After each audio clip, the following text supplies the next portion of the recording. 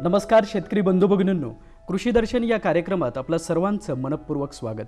मंडळी, शेतकरी केंद्रबिंदू मानून शेतकऱ्यांसाठी वेगवेगळे उपक्रम राबवले जातात. त्यांच्या उत्पादनाच्या दृष्टिकोनातनं, त्यांच्या एकूण उत्पन्नाचं व्यवस्थापनाच्या दृष्टिकोनातनं, एकूणच शेतकरी बांधवाच्या विकासासाठी म्हणून वेगवेगळे उपक्रम शासनामार्फत राबवले जात असतात. त्यातलाच एक महत्त्वाच्या उपक्रमासंदर्भात आपण आजच्या भागामध्ये सविस्तर माहिती घेणार आहोत. आजचा आपला विषय माननीय बाळासाहेब ठाकरे कृषी व्यवसाय व ग्रामीण परिवर्तन स्मार्ट प्रकल्प. आणि या विषयावरती आपल्याला मार्गदर्शन करण्याकरिता या कार्यक्रमात आपण आमंत्रित केलेला आहे श्री दशरथ तांभाळे, अतिरिक्त प्रकल्प संचालक, स्मार्ट प्रकल्प पुणे.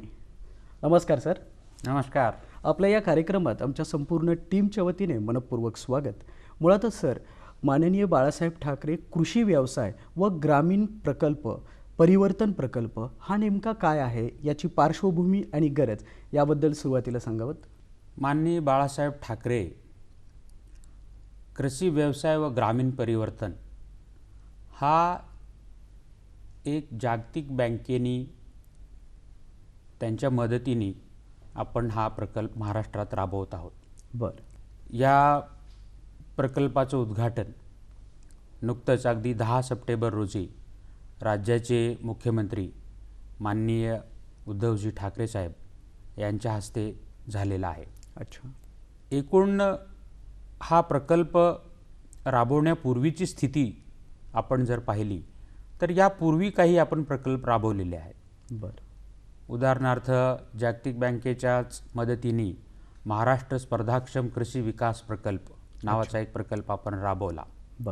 त्यातून काही शेतकरी उत्पादक कंपन्या स्थापन झाल्या आणि त्या सध्या यशस्वीपणे काही मार्गक्रमण करीत आहेत आणि त्याला बघून आणखीन काही स्वयंस्फूर्तीने सुद्धा शेतकऱ्यांनी स्वतःच्या कंपन्या स्थापन केल्या. अच्छा. मोठ्या प्रमाणावर शेतकऱ्यांची गट बांधणी झाली आणि शेतकऱ्यांनी राज्यात प्रत्येक जिल्ह्यात असलेल्या आत्मा संस्थेकडे गट म्हणून नोंदणी केली.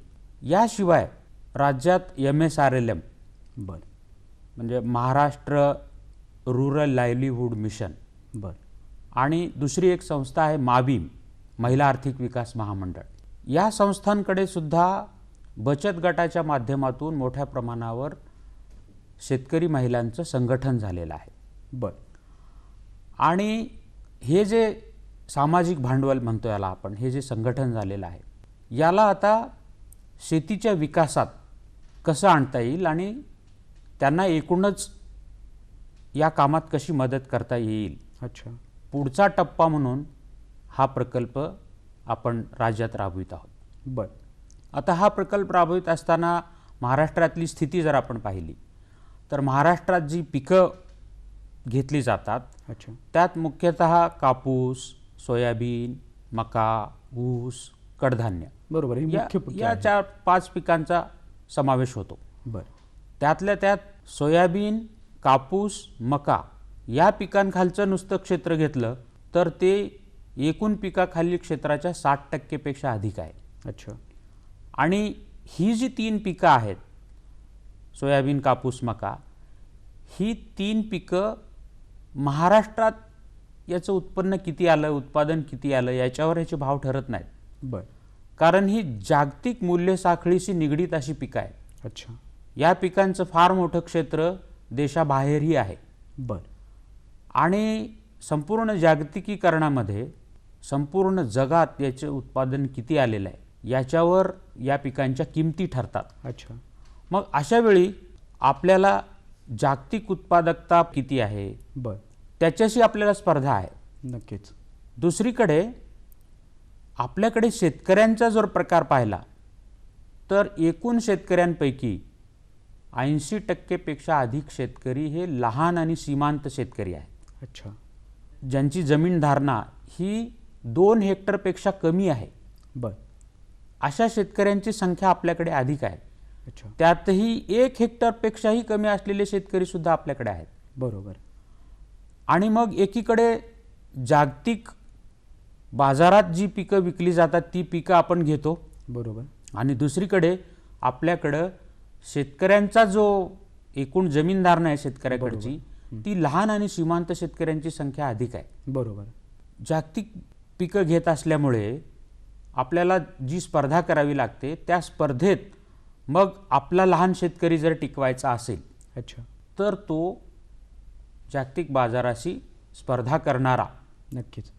कोणत्या बाबतीत की उत्पादकतेच्या बाबतीत, बरोबर. म्हणजे प्रति एकर उत्पादकता आपली जागतिक जेवढी आहे तेवढी किमान आली पाहिजे. बरोबर. दुसरीकडे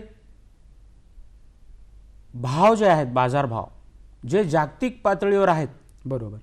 ते बाजारभाव सुद्धा आपल्याला परवडले पाहिजेत. नक्कीच. अशा पद्धतीनं आपल्याला उत्पादनाचा खर्च कमी करावा लागेल. बरोबर. दुसरीकडे त्या मालाचा दर्जा, ज्याला आपण क्वालिटी म्हणतो, ती सुद्धा तितकी चांगली पाहिजे. हे सगळं करायचं असेल तर आपल्याला मूल्यसाखळी विकास करावा लागणार आहे. नक्कीच. आणि ओघाने मी याबाबत आपल्याला सांगेन. तेव्हा या पार्श्वभूमीवर एकीकडे शेतकऱ्यांकडे असलेली जमीनधारणा, दुसरीकडे आपण पिकवत असलेली पिकं, बरोबर. तिसरीकडे आपण केलेली काही प्रगती, आपण आपल्याकडे जे निर्माण झालेले सामाजिक भांडवल, शेतकऱ्यांचं संघटन, बर. ह्या तिन्ही घटकांना विचारात घेऊन अच्छा. या प्रकल्पाची संकल्पना विकसित केलेली आहे. अच्छा. एकूणच या प्रकल्पाचा नियोजनाचा विचार करता मग याचं एकूण या प्रकल्पाची किंमत असेल किंवा मग यासाठी लागणारी की उभारणी पद्धत आहे किंवा एकूण कालावधीचा विचार करता, तर त्याबद्दल काय सांगाल? साधारण प्रकल्पाची किंमत ही 2100 कोटी रुपये इतकी आहे. बर. आणि हा प्रकल्प 7 वर्ष राज्यात राबवला जाणार आहे. अच्छा. यावर्षीपासून ते पुढे 7 वर्ष महाराष्ट्रात हा प्रकल्प राबविला जाणार आहे. बर. आणि ह्या प्रकल्पाची जी किंमत मी सांगितली 2100 कोटी, त्यातला 70% हिस्सा हा जागतिक बँकेकडून कमी व्याजदरावर आपण घेतलेलं कर्ज आहे. अच्छा. राज्यांनी घेतलेलं कर्ज आहे. बर. आणि उर्वरित साधारणतः 30% हे राज्य सरकारच्या स्वतःच्या उत्पन्नातून आपल्याला तो खर्च भागवायचा आहे. बर. आणि त्यातला काही भाग, फक्त थोडासा भाग, परंतु अत्यंत महत्त्वाची बाब ही अशी आहे यात की साधारण 3% म्हणजे 70% जागतिक बँकेकडून घेतलेलं कर्ज, बरोबर. 27% साधारणतः राज्य शासनाचा हिस्सा आणि 3% खाजगी क्षेत्राकडून या प्रकल्पाला मदत अपेक्षित आहे. म्हणजे मोठमोठ्या जे कॉर्पोरेट्स आहेत, बरोबर, त्या कॉर्पोरेट्सकडून 3% सहभाग या प्रकल्पाला ग्रांटच्या स्वरूपात, अनुदानाच्या स्वरूपात बर, कॉर्पोरेट क्षेत्राकडून मिळणार आहे. बर, आणि असे करार किंवा अशी कबुली लेखी स्वरूपात प्रकल्पाला मिळालेली आहे. अच्छा, तेव्हा एकूण 100% 2100 कोटीचा, त्यातलं 70% जागतिक बँकेचं कर्ज, बरोबर, 27% राज्य सरकारचं स्वतःचं आणि त्यात 3% कॉर्पोरेट्सकडून मिळणारा निधी. अच्छा. अशा पद्धतीनं हा प्रकल्प 7 वर्ष महाराष्ट्रात राबवला जाणार आहे. मग त्याचबरोबर ती सर, या प्रकल्पाचं उद्दिष्ट जर एकूण नक्कीच शेतकरी बांधवांचा विकास आहेच आहे, पण विस्तृत स्वरूपात सांगायचं झालं तर त्याबद्दल सांगावं. एकूणच मूल्य साखळ्यांचा विकास झाला पाहिजे. बरोबर. आणि त्या मूल्य साखळ्यांचा विकास करताना या प्रकल्पामध्ये खास करून लहान आणि सीमांत शेतकऱ्यांना डोळ्यासमोर ठेवून बर, स्पर्धात्मक आणि सर्वसमावेशक अशा मूल्य साखळ्यांचा विकास करायचा आहे.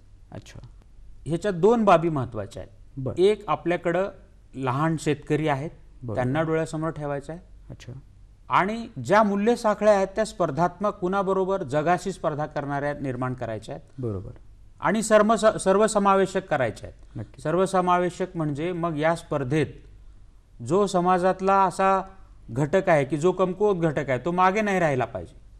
मग त्यात महिला शेतकरी असतील, अनुसूचित जाती जमातीचे शेतकरी असतील, बरोबर, लहान शेतकरी असतील, अशा सर्व शेतकऱ्यांना सहभागी करून घेऊन अच्छा. कृषी क्षेत्रातले अगदी नवउद्योजकांना सोबत घेऊन बर. हा मूल्य साखळ्यांचा विकास करायचा, अच्छा. अशा पद्धतीचं उद्दिष्ट या प्रकल्पाचं आहे. मग त्याचबरोबर सर, तुम्ही सांगताय त्याप्रमाणे मूल्य साखळी, मुळात ही मूल्य साखळी म्हणजे नेमकं काय, याचा विकास हाही नेमका काय आणि याची आवश्यकता नक्की काय असणार आहे? आत्तापर्यंत आपण जो शेती क्षेत्रामध्ये जी गुंतवणूक केली, त्या गुंतवणुकीमध्ये आपला मुख्य उद्देश होता पाहिजे उत्पादन वाढलं पाहिजे. मुख्यतः बरोबर. म्हणजे उत्पादकता वाढली पाहिजे. प्रति हेक्टर आपण जास्तीत जास्त कसं उत्पादन काढू याच्यावर आपला भर होता. बरोबर. आणि तो साहजिक होता, कारण उत्पादकतेमध्ये आपण मागे होतो. अच्छा. आता अशी अवस्था आलेली आहे की शेतकरी म्हणतात की आम्ही उत्पन्न कसं उत्पादन कसं काढायचं आम्हाला माहिती आहे. बरोबर. आता कुठं विकायचं हे सांगा, नक्कीच. कसं विकायचं हे सांगा. बरोबर. मग हे पाहत असताना मूल्य साखळी विकास ही संकल्पना अत्यंत महत्त्वाची आहे. अच्छा. त्याची अगदी व्याख्याच सांगायची झाली तर शेतमालाच्या उत्पादनापासून उपभोगापर्यंत, बर.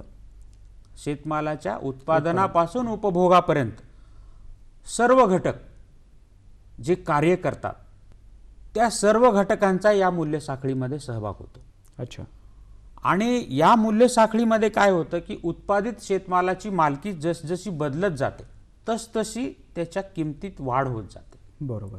आणि म्हणून यात काम करणाऱ्या सगळ्या घटकांचा विचार करणं आणि सगळ्या घटकांना पूरक असं वातावरण निर्माण करणं, बरोबर, म्हणजे मूल्य साखळी विकास करणं. अच्छा. आता उदाहरण घ्यायचं झालं, आपण एक सोयाबीनची मूल्य साखळीचा जर आपण विचार केला, बर, जर आपण ते असं ठरवलं की सोयाबीनची आता अस्तित्वात असलेली मूल्य साखळी कशी आहे हे लिहून काढायचं, तर अगदी शेतकऱ्याच्या अगोदर काय येतं तर साधारणतः आपल्याला खतं, बियाणं, औषधी, बरोबर, हे उत्पादन करणाऱ्या कंपन्या, बरोबर, त्यानंतर त्याची विक्री करणारे वितरक, त्यानंतर शेतकरी. मग शेतकरी काय करेल, शेतकऱ्याचं काय काम असेल तर उत्पादन घेणं.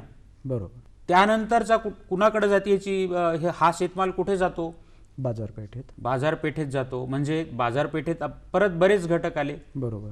पहिल्यांदा जातो आडत्याकडे, नक्कीच. तिथं बाजारभाव ठरवला जातो, तिथं ऑक्शन होतं आणि मग बाजारभाव ठरवल्यानंतर शेतमाल दुसऱ्या एका व्यापाऱ्याकडे जातो. एक होलसेलर असतो, बरोबर. ठोक विक्रेता, त्याच्याकडे जातो. मग तिथून त्याच्यापेक्षा मोठ्या विक्रेत्याकडे, आणखीन होलसेलरकडे जातो आणि नंतर तो सोयाबीनवर प्रक्रिया करणाऱ्या उद्योजकाकडे जातो. अच्छा. सोयाबीनवर प्रक्रिया करणाऱ्या उद्योजकाकडे गेल्यानंतर त्याच्यावर प्रक्रिया होते.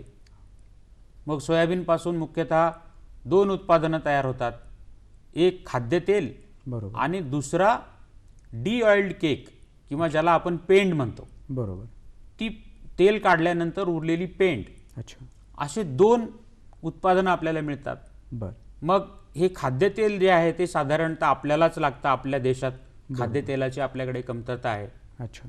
म्हणून खाद्यतेल तिथून पुन्हा खाद्यतेल विक्रेत्याच्या होलसेलरकडे जाईल, तिथून पुन्हा त्याच्या किरकोळ विक्रेत्याकडे जाईल अच्छा. आणि तिथून ग्राहकाकडे जाईल. दुसरा भाग जो आपण पेंड राहिलेली होती डी ऑइल केक, तो बऱ्यापैकी निर्यात होतो त्याची. अच्छा. मग तो पुन्हा निर्यातदाराकडे जाईल आणि तिथून तो जागतिक ग्राहकाकडे जाईल. बर. काही अंशी आपल्या इथे सुद्धा पोल्ट्री फीड या उद्योगासाठी किंवा असे जनावरांचं खाद्य करणारे, बरोबर, अशा इंडस्ट्रीकडे हा जाईल. नक्कीच. म्हणजे आपण जी मूल्य साखळी पाहिली ती खते बियाणाचं उत्पादन घेणारी कंपनीपासून ते ग्राहक, बरोबर, एवढे घटक याच्यामध्ये सहभागी आहेत. नक्कीच. आणि या घटकांकडे जसजशी मालकी जाते अच्छा. तसतशी त्याच्या किमतीत वाढ होत जाते. बरोबर. मग ह्या मूल्य साखळीचा जर विकास केला आपण, मी सोयाबीनचं समजा तेल 100 रुपये किलोनी घेतलंय, तर त्या 100 रुपयातले या सगळ्या घटकांना किती मिळाले, अच्छा, हे जे आपण त्याचं ॲनालिसिस करतो, बर, त्याचं जे विश्लेषण करतो, यालाच आपण मूल्य साखळीचं विश्लेषण म्हणतो. अच्छा. आणि प्रकल्पाच्या दृष्टीने, कृषी विभागाच्या दृष्टीने, शेतकऱ्याच्या दृष्टीने काय महत्त्वाचं आहे, तर ग्राहकाने मोजलेल्या 1 रुपयातला अच्छा. जास्तीत जास्त भाग शेतकऱ्याला कसा मिळेल. बरोबर. आणि हे सगळ्या बाबतीत आहे. आपण म्हणतो बऱ्याचदा की टोमॅटो शेतकरी 5 रुपयांनी किलोनी विकतो बरोबर. आणि आम्हाला बाजारात 40 रुपयाला घ्यावं लागतं. हं. म्हणजे ग्राहकांनी मोजलेल्या 1 रुपयातला फार कमी भाग शेतकऱ्यांपर्यंत पोहोचतो. बरोबर. आणि हा जर ग्राहकांनी मोजलेल्या रुपयातला जास्तीत जास्त भाग शेतकऱ्याला मिळावा असं जरा वाटत असेल आपल्याला, अच्छा. तर ही संपूर्ण मूल्य साखळी विकसित करावी लागते. बरोबर आहे.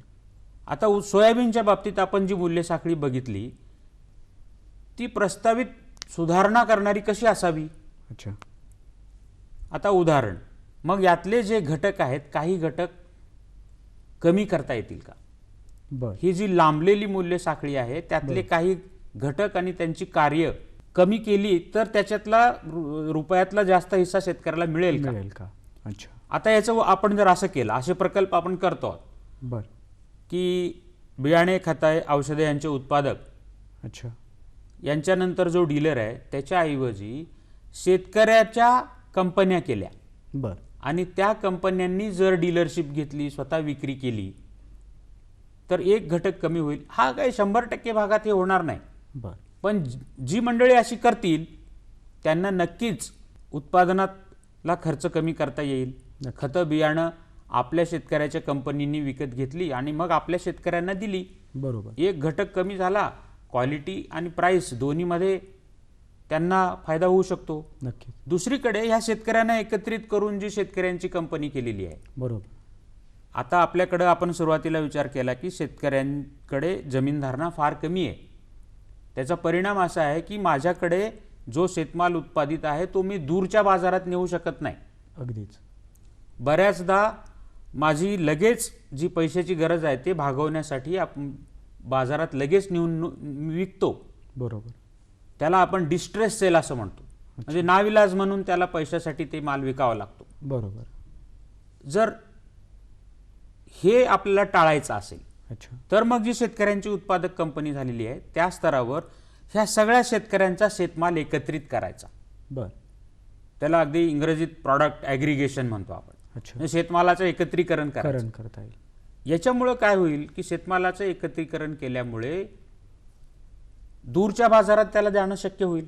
बरोबर. आणि ह्या शेतकऱ्याच्या कंपनीच्या स्तरावर शेतमालावर प्राथमिक प्रक्रिया करून योग्य दर्जाचा जर शेतमाल आपण केला तर त्याला बाजारात क्वालिटी वाढल्यामुळे चांगला भाव मिळेल. नक्कीच. आता याच्या पुढे मग जे मूल्य साखळीमध्ये आडत्या, होलसेलर हे घटक आहेत. बरोबर. या घटकांऐवजी जर ही शेतकऱ्यांनी स्थापन केलेली जी कंपनी आहे अच्छा. तिने सरळ सोयाबीनच्या प्रक्रियादाराशी संपर्क साधून त्यांना जर विक्री केली शेतमालाची, बरोबर, तर यात प्रक्रियादाराचाही फायदा आहे नक्कीच. आणि उत्पादकाचाही फायदा आहे. बरोबर. म्हणजे जी साखळी होती ती साखळी त्याची लांबी कमी झाली. बरोबर. आणि मग असे बदल करणं आज शक्य आहे. नक्कीच. शेतकऱ्यांना एकत्रित करून त्यांच्या कंपन्या करणं, बरोबर, कंपन्यांना काही सोयीसुविधा देणं, शेतमालावर प्राथमिक प्रक्रिया करण्यासाठी मदत करणं, बरोबर, आणि त्यांना थेट एक टप्पा वरच्या बाजाराशी जोडणं. नक्कीच. तर अशा पद्धतीचे प्रकल्प करणं म्हणजे मूल्य साखळी विकास करणं. सोयाबीन हे एक उदाहरण झालं. नक्कीच. असं आपण प्रत्येक पिकाच्या मूल्य साखळीचं विश्लेषण करू शकतो, त्यातल्या त्रुटी शोधून काढू शकतो. बरोबर. आणि सगळ्यांना फायद्याची अशी व्यवस्था उभी करू शकतो. बऱ्याचदा व्यापारी आपण पूर्णतः काढून टाकू असं म्हणून होणार नाही. बरोबर. कारण व्यापारी यात आहे कारण त्याची गुंतवणूक आहे. नक्कीच. आणि त्या गुंतवणुकीसाठी जे त्यांनी भांडवल गुंतवलंय, बरोबर, त्या भांडवलापोटी त्याला 4 पैसे मिळालेच पाहिजेत. प्रत्येक गोष्ट शेतकरी करू शकणार नाही. बरोबर. प्रत्येक गोष्ट प्रक्रिया करणारा करू शकणार नाही. प्रत्येक गोष्ट निर्यातदार करू शकणार नाही. नक्कीच. परंतु या सगळ्यांच्या काही अडचणी आहेत. बरोबर. आता तुम्ही जर कृषी उत्पन्न बाजार समितीमध्ये गेलात तर तुम्हाला व्यापारी सांगेल काय शेतकरी सगळा माल कचऱ्यासहित आणतात, मग त्याला चाळणी करावी लागते, त्याच्यावर थोडी तरी प्रक्रिया करावी, त्याच्यामुळे खर्च वाढतो. नक्कीच. म्हणजे या मूल्य साखळीत जर चांगला क्वालिटीचा शेतमाल नेला तर मूल्य साखळी विकसित होणारच आहे. नक्कीच होणार आहे. असं जर प्रत्येक पिकांच्या मूल्य साखळीचं विश्लेषण करून हं. या सगळ्या घटकांना एका मंचावर आणून त्यांना एकमेकांच्या अडचणी समजून घेऊन अच्छा. जर आपण मूल्य साखळी विकसित केली बर. आणि मग जिथे जिथे या घटकांना मदत करणं आवश्यक आहे अच्छा. तिथं तिथं प्रकल्पाच्या माध्यमातून मदत केली बर. तर मूल्य साखळ्या विकसित होतील, नक्कीच. त्या जागतिक बाजाराशी स्पर्धा करणाऱ्या होतील. मग यामध्ये जसं आत्ता आपण सोयाबीनबद्दल म्हणालात, एक उदाहरण दाखल, मग त्याचबद्दल या मूल्य साखळीमध्ये कोणकोणत्या पिकांचा समावेश होतो? सगळी शेतपिकं. बर. अपवाद फक्त प्रकल्पामध्ये ऊसाचा केलेला आहे. अच्छा. कारण अशी विचारसरणी होती की ऊसाची मूल्य साखळी ही बऱ्यापैकी विकसित आहे. बर. म्हणजे त्याच्यासाठी घेणारा असा आपल्याकडे कारखाना आहे आणि तो अच्छा. शेतकरी आणि कारखाना जोडला गेलेला आहे. बरोबर. ऊस वगळता बहुतांश सगळ्या पिकांचा सहभाग प्रकल्पामध्ये आहे. अच्छा. दुग्ध व्यवसाय सुद्धा यात नाही आहे, कारण दुग्ध व्यवसायाची मूल्य साखळी सुद्धा विकसित आहे. बर. आणि त्याशिवाय पशुसंवर्धन विभागाशी संबंधित 2 शेतमालच म्हणू शकतो आपण त्याला. एक तर ज्याला आपण म्हणतो शेळ्या सुद्धा असा एक शेतमाल समजून याच्यामध्ये त्याच्या मूल्य साखळ्या विकसित करणं अपेक्षित आहे. बर. आणि दुसरं परसबागेतील कुक्कुटपालन, अच्छा. ज्याला आपण बॅकयार्ड पोल्ट्री म्हणतो. बरोबर. तेव्हा ह्या 2 बाबींची मूल्य साखळी विकसित नाही. म्हणजे देशी अंडी किंमत फार आहे, बरोबर. पण देशी अंडी मला 50 क्रेट पाहिजेत म्हणले तर मिळणार नाही. मिळत नाही. म्हणजे त्याचं ॲग्रिगेशन कुठं होत नाही. नक्कीच. ह्या त्रुटी लक्षात घेऊन हे 2 जे शेतमाल आहेत ते सुद्धा प्रकल्पामध्ये घेतलेले आहेत. मग सर, एकूणच मूल्य साखळ्यांचा विकास करण्यासाठी म्हणून आपल्याला प्रकल्पात अजूनही कोणकोणते घटक आपण त्यामध्ये मग या बाबतीत त्याच्या विकासासाठी म्हणून कोणकोणत्या घटकांचा समावेश केलेला आहे? आता पहिल्यांदा तर याच्यामध्ये मी जसं सांगितलं की लाभार्थी कोण असू शकतात, तर शेतकऱ्यांच्या संघटना. अच्छा. शेतकऱ्यांच्या संघटना कोणत्या? तर एक तर शेतकऱ्यांची उत्पादक कंपनी ॲक्ट खाली नोंदणीकृत असलेली. बर. त्याशिवाय जसं मी सांगितलं MSRLM आणि माविम या 2 संस्थांमार्फत स्थापन करण्यात आलेल्या बचत गटांच्या फेडरेशन्स. अच्छा. त्याला आपण क्लस्टर लेवल फेडरेशन्स म्हणतो MSRLMच्या बाबतीत. बर. आणि माविमकडून जे स्थापित झालेले आहेत त्यांना CMRC म्हणतात, कम्युनिटी बेस्ड रिसोर्स एजन्सीज असं त्याचं नाव आहे. बर. याची मराठीत नावं पण आहेत. बर. तर ही त्या क्षेत्रात काम करणाऱ्यांना लोकसंचलित केंद्र, अच्छा. त्याच्यानंतर बचत गटांचं फेडरेशन, अच्छा, ती प्रचलित नावं नावं आहेत ती. बर. हे सुद्धा एक संघटना आहेत. जसं फार्मर प्रोड्युसर कंपनी आहे तसं CLF CMRC आहेत. बर. आणि काही बाबतीत प्रायमरी क्रेडिट कोऑपरेटिव्ह सोसायटी सुद्धा एका विशिष्ट अशा प्रकल्पातल्या घटकासाठी त्यांचा पण विचार केलेला आहे, ज्याला आपण प्राथमिक सहकारी पतसंस्था म्हणतो गाव पातळीवरच्या. बर. आणि VSTF नावाची एक संस्था आहे. तर त्या संस्थेनी काही गावागावात गट स्थापन केलेले आहेत शेतकऱ्यांचे, त्यांच्या गटांना सुद्धा ह्याच्यात प्राधान्य दिलेलं आहे. अच्छा. शिवाय आत्मा नोंदणीकृत गट. बर. हे अशा पद्धतीनं जे शेतकऱ्यांचे संघटित गट आहेत, बरोबर. हे सगळे गट या प्रकल्पामध्ये लाभार्थी आहेत. बर. म्हणजेच काय की वैयक्तिक शेतकरी लाभार्थी याच्यात धरलेला होऊ नाही. शकत नाही. बर. कारण आपण जसा विचार केला अगोदर की वैयक्तिक शेतकऱ्याला आपण मदत करण्यासाठी योजना आहेत अन्य, बरोबर. पण आपण एक मूल्य साखळी विकासाचा विचार करतोय आणि मूल्य साखळी विकासामध्ये शेतकऱ्यांना एकत्र आणून त्यांच्या मालाचं एकत्रीकरण करून मूल्य साखळी विकासाचा विचार करतोय. म्हणून अच्छा. शेतकऱ्यांच्या अशा घटकांनाच, संघटनांनाच आपण प्रकल्पामध्ये लाभार्थी म्हणून घेतलेला आहे. अच्छा. मग आता मूल्य साखळी विकासाचे किती प्रकारचे प्रकल्प होऊ शकतात? नक्कीच. तर साधारण 5 प्रकारचे प्रकल्प याच्यामध्ये अपेक्षित केले आहेत. बरं. उपप्रकल्प म्हणूया आपण त्यांना. बर. एक पहिला उपप्रकल्प आहे, त्याला आपण प्रोडक्टिव्ह पार्टनरशिप म्हणतो. अच्छा. प्रोडक्टिव्ह पार्टनरशिप म्हणजे उत्पादक भागीदारी उपप्रकल्प. अच्छा. उत्पादक भागीदारी उपप्रकल्पामध्ये काय अपेक्षित केलेलं आहे की एक शेतकऱ्यांची संघटना आहे, फार्मर प्रोड्युसर कंपनी आहे बरं. किंवा शेतकऱ्यांचा एक गट आहे, अच्छा. आणि त्यांनी उत्पादित केलेला शेतमाल खरेदी करणारी एक खरेदीदारांची संघटना आहे. उदाहरणार्थ तो प्रक्रिया करणारा माणूस असेल, बर. प्रक्रिया इंडस्ट्री उद्योग असेल बर. किंवा निर्यातदार असेल अच्छा. किंवा संघटित किरकोळ विक्रेते असतील, अच्छा. अशा सगळ्यां जे बाजारात शेतमाल खरेदी करू शकणारे खरेदीदार आहेत, बर. त्यांची आणि शेतकऱ्यांच्या गटाची एकत्रित येऊन काम करण्याची जिथं तयारी आहे, अच्छा. म्हणजे खरेदीदाराला जितका माल लागतो आणि ज्या दर्जाचा माल लागतो बर. तो शेतमाल पुरवायला एक शेतकऱ्याचा गट तयार आहे आणि त्या दोघांमध्ये करार आहे. अच्छा. आणि या करारानुसार जो शेतमाल त्या खरेदीदाराला पुरवायचा आहे, बर. त्याच्यासाठी शेतकऱ्याच्या या गटाला काही पायाभूत सुविधा लागतात. अच्छा. जसं एखादा छोटासा गोडाऊन लागतं त्याला, बर. किंवा त्याच्यावर प्राथमिक प्रक्रिया करण्यासाठी काही Processing मशीन unit लागते, लागणार. प्रोसेसिंग युनिट लागतं. उदाहरणादाखल सांगितलं मी. हे प्रत्येक पिकांच्या बाबतीत वेगवेगळं असू शकतं. नक्कीच. नक्कीच. किंवा त्या दर्जाचा शेतमाल पिकवण्यासाठी त्याला काही मशिनरी लागते. बरोबर. मग आपण शेतची यांत्रिकीकरण करण्यासाठी काही लागतं. नक्कीच.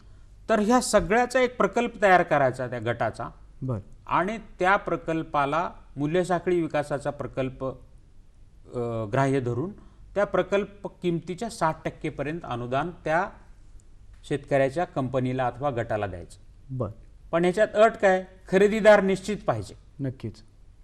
मग आपण म्हणाल खरेदीदार असला तर आम्ही स्वतःहून आपण केलोच approach असतो करू आम्ही. शकतो. बरोबर. मग आम्हाला खरेदीदार द्या. तर त्यासाठी आपण खरेदीदार आणि विक्रेता यांना एकत्र आणण्यासाठी म्हणून स्वतंत्र कार्यक्रम प्रकल्पातून घेत आहोत. बर. कारण असे कित्येक खरेदीदार आहेत की त्यांना आवश्यक दर्जाचा शेतमाल मिळत नाही. बरोबर. कारण एखादा शेतकरी पिकवतो तर त्याला त्या प्रमाणात मिळत नाही, एकत्रित केलेला शेतमाल मिळत नाही. बरोबर. ही जी गरज आहे बरोबर. खरेदीदाराची, ती गरज आपण प्रकल्पामधून भागवणार आहोत. अच्छा. आणि आज शेतकऱ्याला जो भाव मिळतो त्याची एक निश्चित बाजारपेठ आणि आता मिळणाऱ्या बाजारभावापेक्षा चांगला भाव या प्रक्रियेतून मिळणं अपेक्षित आहे. नक्कीच.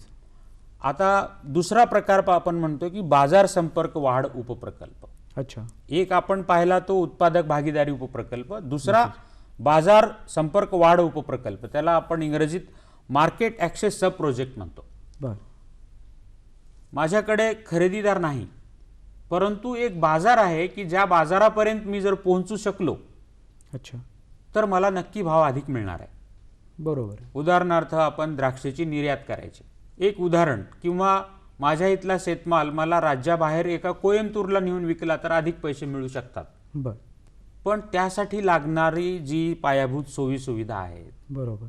त्या दर्जाचा माल उत्पन्न करण्यासाठी ज्या सोयीसुविधा आहेत त्या माझ्याकडे नाही आहेत.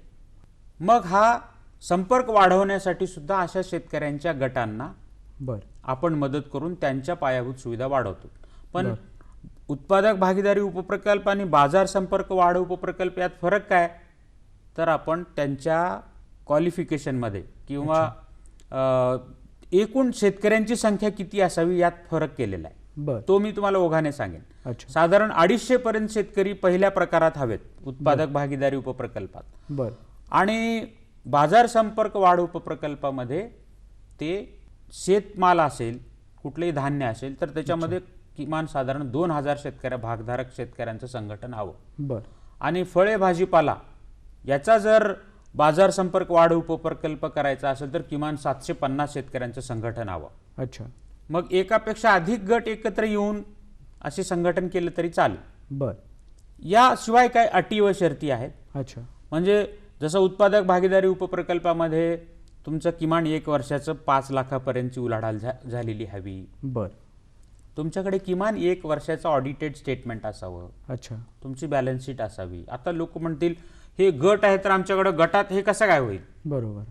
तुम्ही आज गट आहात, तुमच्यामध्ये क्षमता आहे कंपनी होण्याची, तर तुम्ही आज अर्ज करू शकता. बर. तुमचं शॉर्टलिस्ट झाल्यानंतर मधल्या काळात तुम्हाला ह्या ज्या अटी व शर्ती आहेत त्याची पूर्तता करायची. अच्छा. 6 महिने वर्षभरात तुम्ही ह्या अटींची पूर्तता करू शकता. बर. पण आज तुम्हाला अर्ज करण्यापासून रोखलेलं नाहीये. अच्छा. तसंच बाजार संपर्क वाढ उपप्रकल्पामध्ये तुम्ही तालुक्यातले 3-4 कंपन्या किंवा एकच असा एखादा मोठा संघ, बर. शेतकऱ्यांच्या कंपन्यांचं फेडरेशन अच्छा. यांनी एकत्र येऊन बाजार संपर्क वाढ उपप्रकल्प, जो मोठ्या प्रमाणात तुमच्याकडे खरेदीदार निश्चित नाही पण बाजार निश्चित आहे, बर. अशा प्रकारचा प्रकल्प तुम्ही करू शकता. तिसरा मूल्य साखळी विकास उपप्रकल्प आहे धान्य गोदाम आधारित उपप्रकल्प. बर. आता आपल्याला माहित आहे की मी जसं सुरुवातीला सांगितलं की बऱ्याचदा शेतमाल आल्यानंतर बाजारात लगेच शेतकऱ्याला विकावा लागतो, त्याची पैशाची गरज भागवण्यासाठी. बरोबर. त्याची कोणाची देणी असतात, खर्च असतो, बरोबर. हा भागवण्यासाठी शेतमाल विकल्याशिवाय त्याला पर्याय नसतो. नक्कीच. आणि जेव्हा हंगामात सगळीकडून शेतमाल बाजारात येतो तेव्हा नक्कीच बाजारभाव पडलेले कमी असतात. असतो. बरोबर. आणि म्हणून हा शेतमाल मी जर एखाद्या वेअरहाऊसमध्ये, एखाद्या गोडाऊनमध्ये ठेवला आणि तो तारण म्हणून एखाद्या बँकेने ठेवून घेऊन बरोबर. मला जर पैसे दिले, अच्छा. तर हा शेतमाल आत्ता विकायची मला आवश्यकता नाही. नाही. बरोबर. तर याची व्याप्ती वाढवण्याची आवश्यकता आहे. नक्कीच. आता हा अत्यंत म्हणजे आपण असा विचार करा की 1000 मेट्रिक टन एखादं पीक आपल्याकडे पिकतंय, तर धान्य तारण योजनेत आपण त्याच्या प्रमाणात 5% सुद्धा करत नाही. बरोबर. याची व्याप्ती वाढवण्याची आवश्यकता आहे. नक्कीच. आणि ती सुद्धा विकेंद्रित स्वरूपात वाढवण्याची आवश्यकता आहे. बर. अशी व्यवस्था गाव पातळीवर जर झाली, बर. म्हणून मी आपल्याला म्हणालो होतो की प्राथमिक कृषी पतसंस्था ज्या आहेत, अशा प्राथमिक कृषी पतसंस्थांचे मागच्या काळात त्यांच्याकडे उभारलेले गोडाऊन सुद्धा आहेत. अच्छा. परंतु त्याची अवस्था आज चांगली नाही आहे. तिथं धान्य साठवलं जात नाही, तिथं काही खतं साठवली जातात किंवा म्हणावा तितका त्याचा वापर होत नाही आहे. बर. तर मुख्यतः अशा कृषी पतसंस्था ज्या आहेत गाव पातळीवरच्या, अशा संस्थांना एकतर त्यांचं जे सध्याचं गोडाऊन आहे अच्छा. ते दुरुस्त करणं, बर. आणि त्याला धान्य तारण योजनेशी जोडणं. अच्छा. मग धान्य तारण योजनेशी जोडायचे तर 2 घटक ह्याच्यात फार महत्त्वाचे असतात. एक, धान्य तारण ठेवल्यानंतर त्याला कर्ज देणारा पाहिजे कोणीतरी, नक्कीच. वित्तीय संस्था हवी, बरोबर. बँका हव्यात, आणि बँकांना हमी देणारी अच्छा. एखादी मध्यस्थ संस्था हवी बर. की इथं जे काही साठवलेलं आहे ते तुम्ही जेव्हा लिक्विडेट करायचं आहे तुम्हाला, बरोबर. तेव्हा तुम्ही करू शकाल, अच्छा. अशी हमी देणारी एक संस्था हवी. इतकं त्याला प्रमाणित हां. असलेला त्याच्याबद्दलची प्रमाणिता सांगणारी हां, संस्था मग हवी. त्याला आपण एक कोलॅटरल मॅनेजमेंट एजन्सी असं म्हणतो, बर. की जी ही हमी देणारी संस्था आहे. अच्छा. मग ही सेवा देताना ते काही फीस घेतात, आणि मग ही प्राथमिक कृषी पतसंस्था आणि बँका या दोघांच्या मध्ये ही संस्था काम करते. अच्छा. आणि मग त्याची फीस मग ती कोण देणार, तर बरोबर. प्रकल्पामध्ये पथदर्शी 100 गावांमध्ये बर. अशी व्यवस्था निर्माण करायची. अच्छा. असे छोटे गोदाम विकसित करायचे, बर. जिथे जुने आहे तिथं दुरुस्त करायचं, जिथे नाही तिथे नवीन बांधायचं. अच्छा. आणि ह्या कोलॅटरल मॅनेजमेंट एजन्सीची फीस जी आहे ती प्रकल्प देईल बर. काही प्रमाणात. अच्छा. आणि ह्या गोदामांचा विकास ही एकूणच व्यवस्था निर्माण करण्यासाठीचा जो प्रकल्प असेल, अच्छा. त्या प्रकल्पाच्या 60% अनुदान या संस्थांना देण्यात येईल. बर. असे एक तिसऱ्या प्रकारचा विकेंद्रित स्वरूपात धान्य गोदाम आधारित उपप्रकल्प, अच्छा. हा एक घटक प्रकल्पामध्ये आहे शेतकऱ्यांच्या मूल्यसाखळ, पिकांच्या मूल्यसाखळा विकसित करण्याचा. विकासाच्या बाबतीत. आता चौथा एक असं म्हणाले की नाविन्यपूर्ण उपप्रकल्प. बर. आता हे तिन्ही प्रकारचे उपप्रकल्प करीत असताना एखादी तंत्रज्ञान आहे नक्की. की ते तंत्रज्ञान जर आपण आणू शकलो नाविन्यपूर्ण, तर मूल्यसाखळ्या अजून विकसित होतील. अच्छा. एक साधं उदाहरण द्यायचं झालं तर आपण द्राक्ष, मोसंबी, संत्री याच्यामध्ये काही बाहेरच्या देशातून काही जाती आपल्या देशात आणणं आवश्यक आहे. बर. आपल्या देशातल्या संशोधन संस्था काम करतायत, त्या बर. जाती विकसित करतायत, परंतु याला जो काळ लागणार आहे त्या कालावधीत जर आपल्याला एखादं सोल्युशन, एखादी व्हरायटी बाहेर असेल ती आणायची आपल्याला, अच्छा. तर त्यासाठीचा खर्च सुद्धा प्रकल्पातून जी संस्था हे काम करेल बर. त्या संस्थेला 60% पर्यंत अनुदान द्यायचं असं प्रकल्पात अपेक्षित आहे. अच्छा. ते एक उदाहरण सांगितलं मी. असं कोणतंही तंत्रज्ञान अच्छा. ज्या या मूल्य साखळ्या विकसित करण्यासाठी मंजूर प्रकल्पांना अजून अतिरिक्त लागणार आहे, बर. तर ते सुद्धा तंत्रज्ञान आणण्यासाठी नाविन्यपूर्ण प्रकल्प आपण करू शकतो. अच्छा. आणि शेवटचा आणि 5वा एक उपप्रकल्प आहे, त्याला आपण कापूस मूल्य साखळी विकास उपप्रकल्प म्हणतो. बर. कापूस हे एक असं पीक आहे की महाराष्ट्रात 40 लाख हेक्टरपेक्षा अधिक क्षेत्रावर घेतलं जातं नक्की. आणि महाराष्ट्रातल्या फार मोठ्या शेतकऱ्यांचा या पिकाशी संबंध आहे आणि त्यांचं अर्थकारण या पिकावर अवलंबून आहे. बरोबर. म्हणून कापूस मूल्य साखळी विकासाचा एक स्वतंत्र प्रकल्प केलेला आहे. कापसात 2 अडचणी आहेत. बर. एक, आपण जेव्हा कापूस रॉ कापूस विकतो तेव्हा तो एकसारखा नसतो, एक जिन्सी नसतो. अच्छा. 100हून अधिक संकरित जातीचा कापूस शेतकरी लावतात. अच्छा. मग त्याची प्रत काही सारखी नसते, नक्कीच. त्याची धाग्याची लांबी काही सारखी नसते, बरोबर. ज्याला इंग्रजी स्टेपल लेंथ म्हणतो. बरोबर. तर ती एकसारखी नसते. आणि दुसरं, ते कापूस वेचत असताना त्याच्यामध्ये काडी कचरा जाणं, तो एक जिन्सी न राहणं, नक्कीच. ही एक या मूल्य साखळीतली अडचण आहे. बरोबर. म्हणजे ज्या दर्जाचा कापूस नक्कीच. या कापसावर प्रक्रिया करणाऱ्या उद्योजकाला पाहिजे, बरोबर. तो कापूस शेतकरी तिथपर्यंत नेऊ शकत नाही. अच्छा. तो का नेऊ शकत नाही? त्याचं कारण असं आहे की एक दर्जाचा आणि चांगल्या क्वालिटीचा मी कापूस नेला तर त्याला वेगळी किंमत काही जास्तीची मिळत नाही. बरोबर. तो म्हणतो मला जर वजनावरच पैसे मिळणार आहेत नक्कीच. तर दर्जाचा विचार मी का करावा? बरोबर. उद्योजक म्हणतो मला चांगल्या दर्जाचा दिला तर मी पैसे देतो वाढीव. नक्कीच. मग हे करणार कोण? अच्छा. ह्या दोन्ही ज्या त्रुटी आहेत त्या त्रुटी दूर कशा करायच्या? अच्छा. एकीकडे एक जिन्सी कापूस कसा येईल बरोबर. आणि दुसरीकडे एक जिन्सी कापूस आणलेल्या माणसाला, शेतकऱ्याला 4 पैसे जास्तीचे कसे कसे मिळतील? मिळतील? नक्कीच. तर याच्यासाठी एक कापूस मूल्य साखळी विकासाचा उपप्रकल्प प्रस्तावित आहे. बर. आणि त्याच्यामध्ये असं अपेक्षित आहे की कृषी विभाग जो आहे तो शेतकऱ्यांचं संघटन करेल, बर. शेतकऱ्यांचे असे गट तयार करेल की त्या गटाला एकसारख्या लांबीच्या धाग्याचा कापूस उत्पादित होईल अच्छा. असे वाण त्या शेतकऱ्यांना लावायला उद्युक्त करेल नक्कीच. आणि त्याची वेगळी वेचणी करेल. अच्छा. आणि ती वेचणी करून जिनर्सकडे आणल्यानंतर आपल्या इथं जे कापूस पणन संघ आहे, कॉटन फेडरेशन आहे, अच्छा. ते कॉटन फेडरेशन इथून पुढची मूल्य साखळी बघेल. बर. म्हणजे त्याची वेगळ्याने जिनिंग करणं, बरोबर. त्याच्या वेगळ्याने गाठी तयार करणं नक्कीच. आणि त्या गाठीच्या विक्रीसाठी एक स्वतंत्र ऑनलाईन प्लॅटफॉर्म विकसित करणं. बर. आणि मग या गाठीला जी वाढीव किंमत मिळते ती किंमत शेतकऱ्यांपर्यंत पोहोचवणं, वाढीव दर, असं एक मूल्य साखळी संकल्पना केलेली आहे. बरोबर. आणि हे कृषी विभाग आणि कापूस पणन मंडळ अच्छा. हे एकत्रित करणार आहे. बर. आणि याच्यासाठी एक स्वतंत्र घटक प्रकल्पामध्ये एकूणच कापसाची व्याप्ती महाराष्ट्रातील लक्षात घेऊन ठेवलेला आहे. अच्छा. आता हे 5 प्रकारच्या मूल्य साखळ्या विकासाचं काम मुख्यतः प्रकल्पामध्ये होणार आहे. बर. याच्याशिवाय काही घटक आहेत. बर. उदाहरणार्थ बाजार भावांचं विश्लेषण करणं आणि बाजार भावांची माहिती शेतकऱ्यांपर्यंत पोहोचवणं. याच्यासाठी एक महाराष्ट्राच्या कृषी आयुक्तालयामध्ये एक स्वतंत्र कक्ष स्थापन करायचं प्रस्तावित आहे. बर.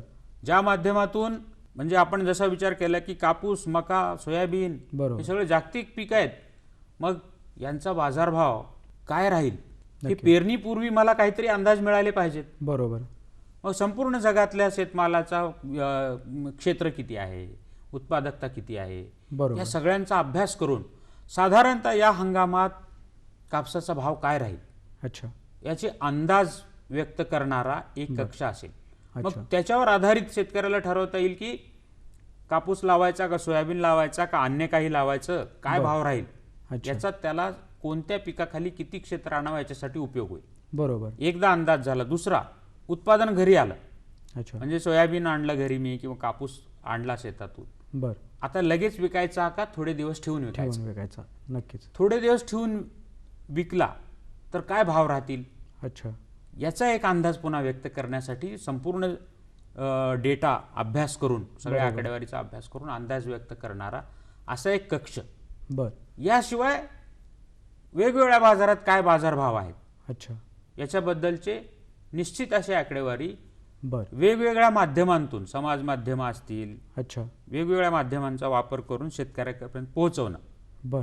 ही एक शेतकऱ्यांची गरज अच्छा. या कक्षाच्या माध्यमातून भागवली जाणार आहे. पण या प्रकल्पात शेतकरी बांधवांनी, मग इंडिव्हिज्युअल शेतकरी नक्कीच नाही आहे, संघटित शेतकरी गटांनी याच्यामध्ये सहभागी झालं पाहिजे, पण त्यांनी कशा पद्धतीने सहभागी व्हायला हवं? आपल्या मुख्यमंत्र्यांनी परवा 10 सप्टेंबरला उद्घाटन करताना सांगितलं की महाराष्ट्रातल्या शेतकऱ्यांनी आता विकेल ते पिकवलं पाहिजे. नक्कीच. आणि हे करत असताना ह्या माननीय बाळासाहेब ठाकरे कृषी व्यवसाय व ग्रामीण परिवर्तन प्रकल्पाचा त्याची जी भूमिका आहे ती फार महत्त्वाची राहणार आहे. अच्छा. आणि माननीय मुख्यमंत्र्यांनी सांगितलं केवळ हमी भाव नाही तर हमखास भाव मिळाला पाहिजे शेतकऱ्याला. नक्कीच. आणि तो केव्हा मिळेल तर बाजारात जे हवं ते जर मी पिकवलं आणि त्या दर्जाचं पिकवलं. नक्कीच. आणि ह्या बाबीवर त्यांनी फार भर दिला. बरोबर. की बाजारात ज्या दर्जाचा आणि जे हवं ते आपण जर पिकवलं बरं. आणि शेतकरी जर संघटित झाले अच्छा. तर नक्की हे हमी भाव नाही हमखास भाव आपण मिळवू शकतो. अशी एक संकल्पना त्यांनी मांडलेली आहे. त्या दृष्टीनं प्रकल्पाची वाटचाल सुरू आहे. बरं. आणि मग या प्रकल्पात सहभागी होण्यासाठी त्यांच्याच हस्ते आपण एक पोर्टल सुरुवात केलेली आहे त्याची. बरं. 10 सप्टेंबरपासून. अच्छा. आणि त्याच्यामध्ये आता आपल्या स्क्रीनवर त्या पोर्टलची जे ॲड्रेस आहे वेब पोर्टलचा तो दाखवला जातोय. बरं. तर तिथं निश्चित अशी एक कॉल फॉर प्रपोजल किंवा अर्ज करण्यासाठीची एक निश्चित पद्धती त्यात दिलेली आहे. बरं. आपण त्या विशिष्ट बटनला आपण जर क्लिक केलात बरं. तर अर्ज करणाऱ्या पेजवर आपण जातो. अच्छा. अर्ज करणाऱ्या पेजवर आपण गेल्यानंतर तिथे आपण नोंदणी करू शकतो. बरं. नोंदणी कोण करू शकतं? एक तर विक्रेता म्हणून शेतकऱ्यांचा गट. बरं. किंवा खरेदीदार म्हणून व्यापारी स्वतः. बरं. मी जसं संघटित व्यापारी असा हा शब्द वापरला. बरोबर. हे दोन्ही घटक तिथे नोंदणी करू शकतात. अच्छा. आणि एकदा नोंदणी केल्यानंतर पुढे त्यांना कोणत्या प्रकारचा उपप्रकल्प करायचा आहे त्याचा पर्याय मिळतो. बरं. म्हणजे जसं मी सुरुवातीला सांगितलं की आपल्याला उत्पादक भागीदारी उपप्रकल्प करायचा आहे, म्हणजे जिथं माझ्या खरेदीदार निश्चित आहे असा उपप्रकल्प करायचा आहे का बाजार संपर्क वाढ उपप्रकल्प करायचा आहे, तो पर्याय त्याला मिळतो. अच्छा. आणि त्याला क्लिक केल्यानंतर मग ते फॉर्म येतात. बरं. मग त्या फॉर्ममध्ये आपण माहिती भरली की तुम्ही ते सादर करू शकता. अच्छा. आणि यात असंही सोय ठेवलेली आहे की तुम्ही एकदाच ते सगळं भरू शकणार नाही. आज भरला तुम्ही ते सेव्ह करून ठेवा. अच्छा. नंतर तुम्ही आणखीन काही माहिती मिळाली, सगळी माहिती भरलात, अच्छा. शेवटी तुम्ही ते सबमिटचं बटन दाबा, सादर करा. अच्छा.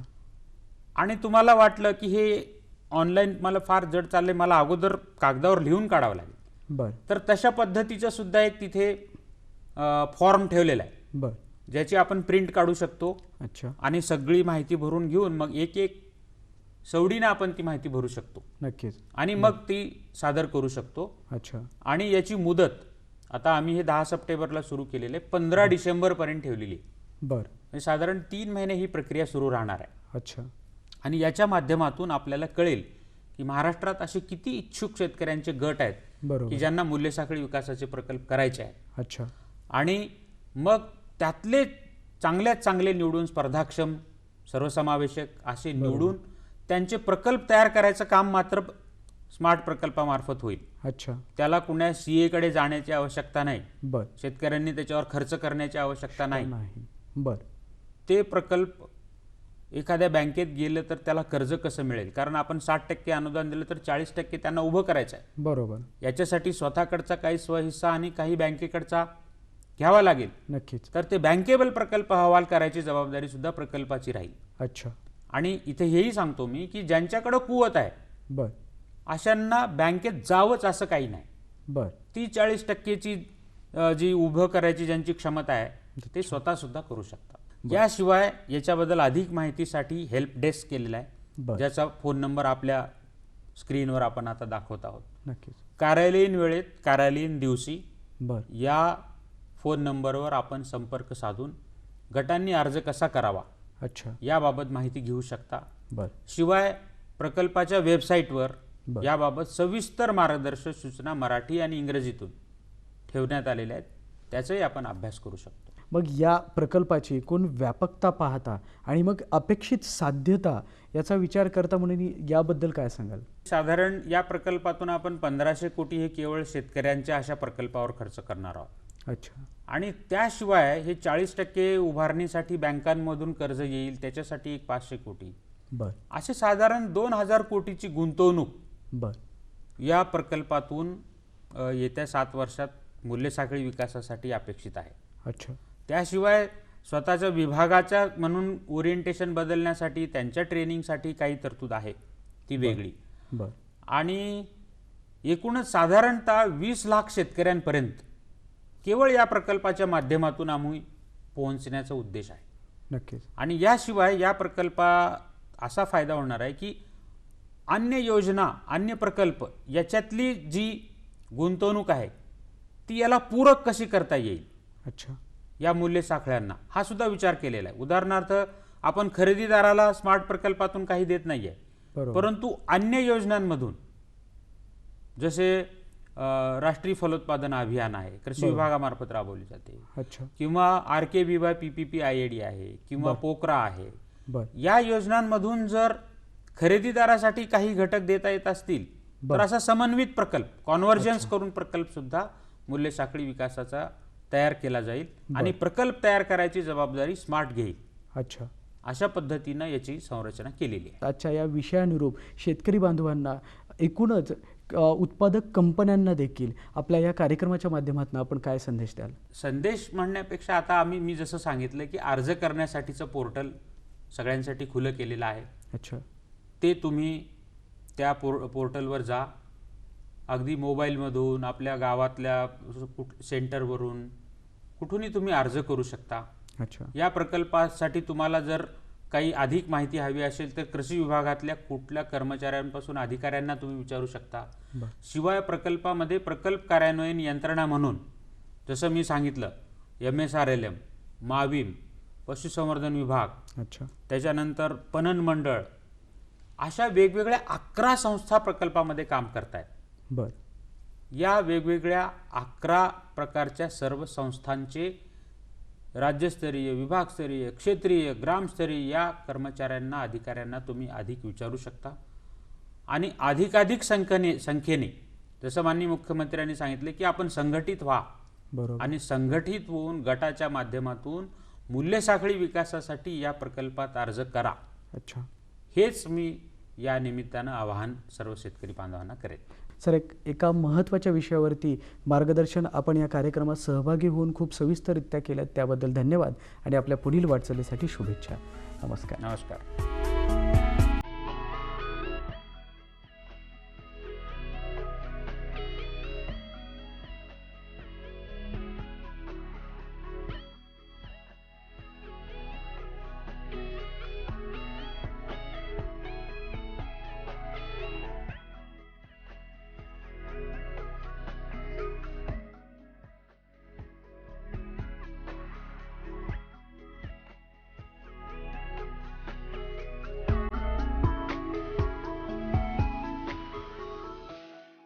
आमचा पत्ता निर्माता कृषी दर्शन, दूरदर्शन केंद्र पुणे. आमचे ईमेल ID असे आहे ddkpuneKrishi@hotmail.com आणि ddkpuneKrishi@rediffmail.com.